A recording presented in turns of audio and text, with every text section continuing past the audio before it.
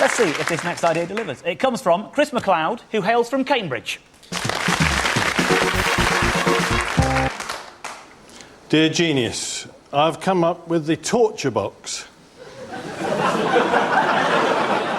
It's a box for torturing inanimate objects. If, for example, a fork falls to the floor continuously, or your lost keys mysteriously show up exactly where you've left them, or your toast burns itself, very frustrating. But if you place the items in the torture box, they'll be given such a good sorting out that they don't do it again.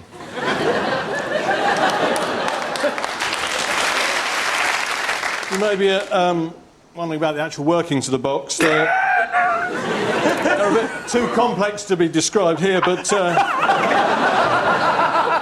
I bet it is! But it doesn't really matter. In fact, it could be virtual because the effect is exactly the same.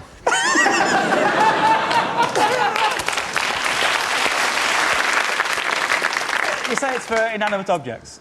Yeah, because they are so intensively annoying, and there's very few ways you can really get back at them. Yeah. Are you sure this is going to work? Because, you know, in The Great Escape, when they put Steve McQueen in the cooler, it just made him more determined every time. But he was very animate. Yeah. You see, if he'd been a plug, you know, you tread on a plug. I mean, what can be more annoying than that? And it's so painful. And how do you get at that? How do you get back at the plug? This is just not a form of denial for clumsiness. No, because I find, especially cutlery, vindictive. There are varieties of torture boxes. I mean... I bet there are. Johnny, I can feel some cynicism. Am I right? No, I'm getting a deep dose. I don't think he's well. It's not cynicism, it's genuine concern. What happens? We've got a justice system. You start imprisoning inanimate objects, right? Then in your head, you know what I mean? Suddenly a spoon turns up as his lawyer because he's been detained without proper questioning. You have to introduce new anti-terrorist laws so you can keep the spoon in there. You know, and hold him against his will. The next thing, you're naked in your garden giving a press conference to a gnome.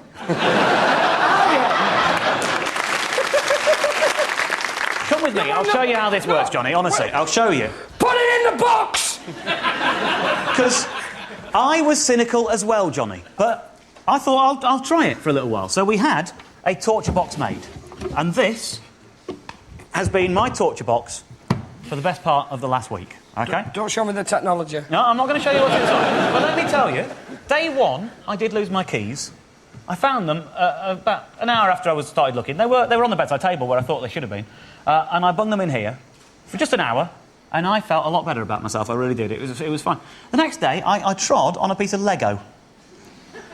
Went in the box. I gave it a couple of hours, and I felt much better about myself. The trouble is, on day 3, I stubbed my toe on the torture box. Which is why I had to make this. Torture box Mark II for punishing my torture box. Yeah, now, a lot of people, they do get curious about what is inside the box, don't they, Chris? Yes, they do. Yeah. They want to know. That's the first question they ask. Yeah, well... it's mysterious, isn't it? Yeah? What's inside the torture box, people are wondering. Well, as you can see, I'm punishing my green lamp at the moment.